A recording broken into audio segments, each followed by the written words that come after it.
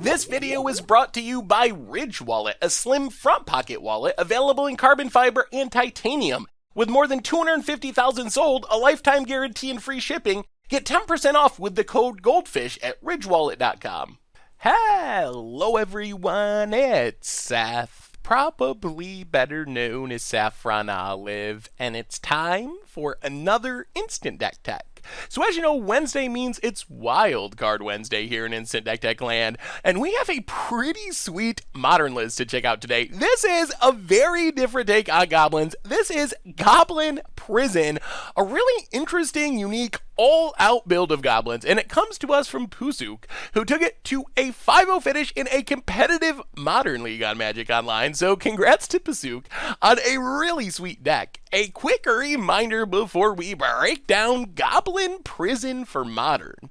If you enjoy this deck and you want to see it made into videos, take a minute, click the like button, the subscribe button, leave a comment, anything you can do to support your deck, because whichever deck is most popular gets a shot at being made into videos next week. So in the past, we've played a decent amount of Goblin decks, but mostly we've played 8 Whack Goblins, which is like this aggro-y, flood the board with tokens, play a lot of 1-drops, hopefully kick some bushwhackers and kill your opponent type of Goblins. But this deck is very, very different than the Goblin decks that we've played in the past. Instead, this is actually like a prison-y build of Goblins, which is looking to go all in on fast mana, like Simian Spirit Guide and the worst Simian Spirit Guide in the history of Magic, Chancellor of the Tangle, to play some Goblins and some prison pieces really, really quickly. So, Simian Spirit Guide, exile it for a mana. Chancellor of the Tangle is essentially a green Simian Spirit Guide, except you have to have it in your opening hand. It is just a literal dead card as the game goes along, so you gotta have it in your opening hand to get that extra mana, and you get it on turn 1. We combine that with Desperate Ritual and Pyretic Ritual,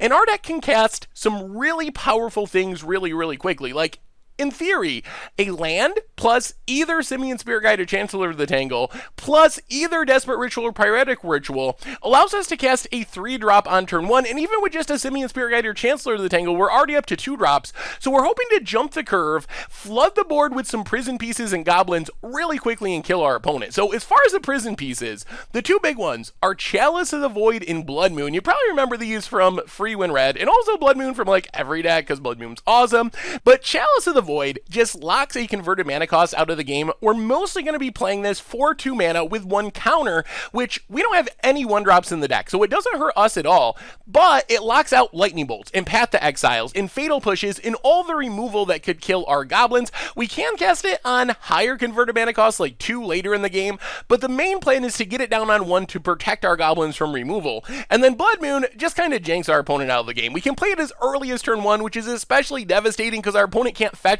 to get basic lands, and then again we're not really hurt because we're a mono red deck, so our opponent's gonna have a really hard time playing their stuff while we are beating their face with Goblins. So we got the fast mana, we got the prison pieces, how about the Goblins? And here we're basically playing 8 Goblin Rabble Masters as our main ways of closing out the game. So Goblin Rabble Master, one of the best prison-y style threats in the format, especially if you can lock out the early game removal, because it's an incredibly fast clock. It comes down, makes that hasty token, and then it gets pumped by all of your other Goblins, so it's not unreasonable that along with making a token every turn that's hasty and attacking, we're also smashing in for like 5 or 6 damage with Rabble Master itself. When this comes down on turn 1 or turn 2, that is an incredibly fast clock for our opponent to deal with. And then Legion Warboss, really sweet in this deck. It's basically extra Rabble Masters. It's not as good at Rabble Master at attacking because it doesn't grow itself, but it can grow the tokens that Legion Warboss and Goblin Rabble Master make. So it's making the 1/1s into 2/2s, plus it's putting additional Goblins on the battlefield to grow our Goblin Rabble Master and make sure that it's hitting for even more damage. So those are our 2 most threatening fastest clock Goblins, but we back those up with some Goblin Lords. Goblin Chieftain, incredibly scary because not only does it pump all of our Goblins, it gives them haste. Only thing better than a Legion Warboss is a hasty Legion Warboss, smashing in, mentoring something right away. And then Goblin King, it looks a little bit weird. You don't normally see this one in Modern. The original Goblin Lord, the big deal here is it has Mountain Walk. And remember, we're playing 4 Blood Moons in the main deck, so not only is this giving our goblins a power and toughness boost, including all the tokens from Rabblemaster and Legion Warboss, but it's also making them unblockable because our opponent's almost assuredly going to have a mountain if we have a Blood Moon out. So we just have all these huge, hasty, attacking goblins that our opponent can't even block if they wanted to because of Mountain Walk. Otherwise, on the top end of our curve, we got one Krenko mob boss, which can make a lot of goblins. You tap it to make 1/1 goblins equal to the number of goblins we control, so it just spirals out of control. Maybe the first time it's making 2 or 3 or 4 goblins, but then the next time it's making double that because we get the tokens from the first time, so it's a way we can just go super wide with 1/1s really quickly. And then Goblin Crater Maker is kind of a removable goblin. It can kill a blocker in the early game with 2 damage, also can take down some really annoying things. Artifacts with the colorless mode can take down Ensnaring Bridge, so it takes care of a lot of problems. It even gets rid of an Emrakul that's maybe hasted in off a Nahiri or off of a Through the Breach or something. So a nice catch-all goblin that also works with our goblin synergies. Mana base wise, pretty straightforward. 2 caverns to fight through counters, 3 gemstone caverns, another way we can make fast mana, get multiple mana on turn 1.